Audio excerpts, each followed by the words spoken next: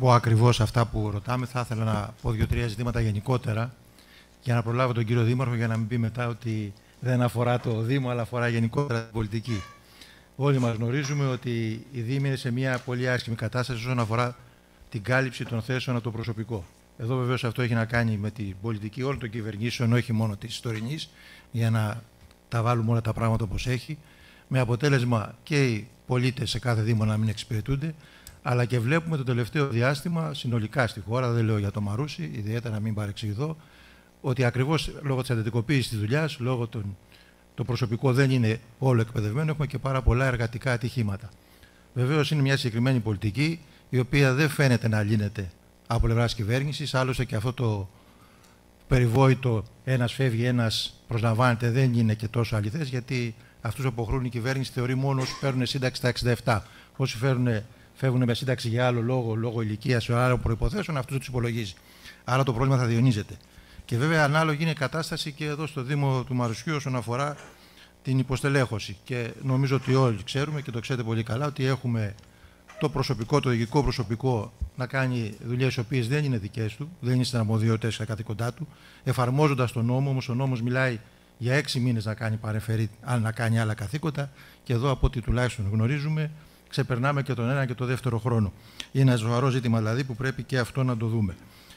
Από την άλλη, υπάρχουν πάρα πολλοί εργαζόμενοι στο Δήμο, οι οποίοι έχουν ελαστικές σχέσεις εργασίας, δεν έχουν σταθερή και μόνιμη δουλειά, δεν έχουν πλήρη κατά συνέπεια εργασιακά και ασφαλιστικά δικαιώματα, που αυτό είναι μια υλοποίηση της πολιτικής που υπάρχει, ώστε να μην υπάρχουν εργαζόμενοι μόνιμοι με σταθερή δουλειά και στους Δήμους και αλλού βεβαίως και συνολικά στο δημόσιο. Από όσο τουλάχιστον μπορούμε να ξέρουμε, δεν είμαστε απόλυτα σίγουροι για το νούμερο, αλλά κάπου εκεί είναι. Στο Δήμο πρέπει να υπάρχουν περίπου 200 εργαζόμενοι με τέτοιες μορφές απασχόλησης. Τώρα είναι λίγο πάνω, λίγο κάτω, δεν νομίζω να είναι αυτό το ζήτημα. Και πολλοί από αυτούς δουλεύουν αρκετά μεγάλο διάστημα, και 1 και 2 και 3 χρόνια, και κάποιοι μάλιστα στους βρεφικούς σταθμούς καλύπτουν, είναι και πάνω από 12 χρόνια. Εδώ υπάρχει ένα ζήτημα βέβαια που μας ενδιαφέρει και μας ανησυχεί, το μέλλον αυτών των εργαζομένων, τελειώνοντας τις συμβάσεις τους, κατά πόσον δηλαδή θα ανανεωθούν βεβαίως οι συμβάσεις τους, και βεβαίως για μας, αν υπάρχει πρόθεση και να δούμε τον τρόπο να γίνουν με μόνιμη και σταθερή εργασία, ώστε να μην υπάρχει αυτό το πρόβλημα. Και βεβαίως υπάρχει και ένα άλλο ζήτημα που πρέπει να δούμε σχετικά με τα νομικά πρόσωπα, τα οποία βέβαια κλείσανε με την απόφαση της κυβέρνησης και εντάχθηκαν στις υπηρεσίες του Δήμου.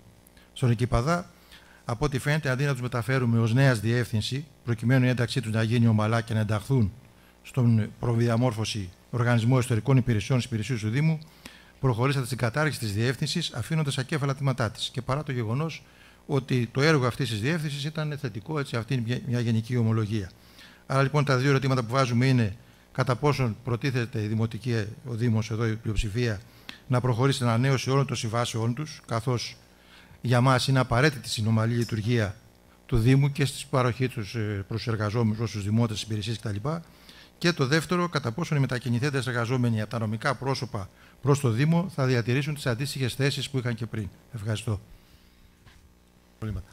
Καταρχάς, οι πληροφορίες που με βάση αυτά που είναι από τους ίδιους εργαζόμενους για το αν έχουν παράλληλα καθήκοντα και από το Σωματείο των Εργαζομένων, με το οποίο έχουμε έρθει σε επαφή και συζητάμε. Άρα δεν τα έχουμε βγάλει από το μυαλό μας.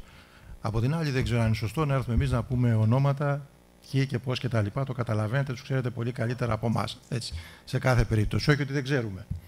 Έτσι, να είμαστε καθαροί για να μην υπάρχει καμία παρανόηση. Εμείς νομίζω ήταν λιγότεροι πάντως με ελαστικές, μας είπατε άλλο νούμερο.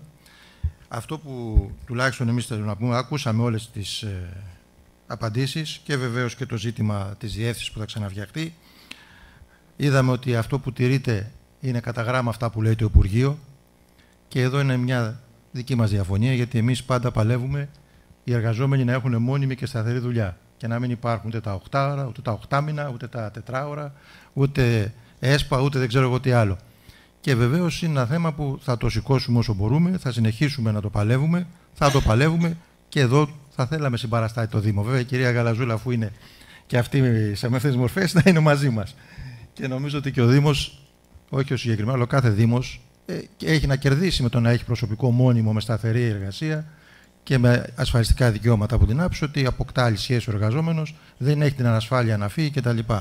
Από εκεί και πέρα ότι δεν είπαν ποτέ ότι έχει φύγει κάποιος από τους βρεφονιπιακούς σταθμούς κτλ. Έτσι, ότι αντικαταστάθηκε. Δεν είπαμε κάτι τέτοιο, για να μην παρεξηγηθούμε ότι είναι πολλά τα χρόνια που είναι και θα έπρεπε λογικά αυτοί να έχουν γίνει μόνιμοι με σταθερή εργασία. Αυτά λέμε και νομίζω ότι σε αυτή την κατεύθυνση θα συνεχίσουμε να παλεύουμε και θα επιμένουμε σε αυτή τη θέση μας.